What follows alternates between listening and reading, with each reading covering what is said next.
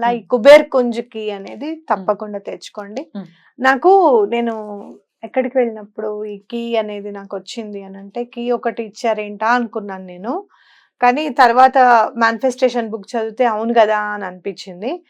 పూరి జగన్నాథ్కి వెళ్ళినప్పుడు అక్కడ బేడి ఆంజనేయ స్వామి టెంపుల్కి వెళ్ళినప్పుడు వాళ్ళు ఇచ్చారు నాకు ఆ కీ. ఇది పెట్టుకోండి పర్సులో అని చెప్పి ఇచ్చారనమాట వాళ్ళు పూజ చేసుకున్నాక.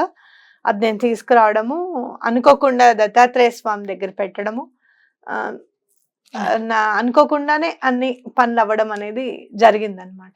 ఎప్పటికప్పుడు మనకి ఎప్పుడైనా అవసరం ఉన్నప్పుడు మనం అప్పు చేయకుండా డబ్బు సమకూరడం అనేది ఆ భగవంతుని ప్రసాదంగా భావించాలి.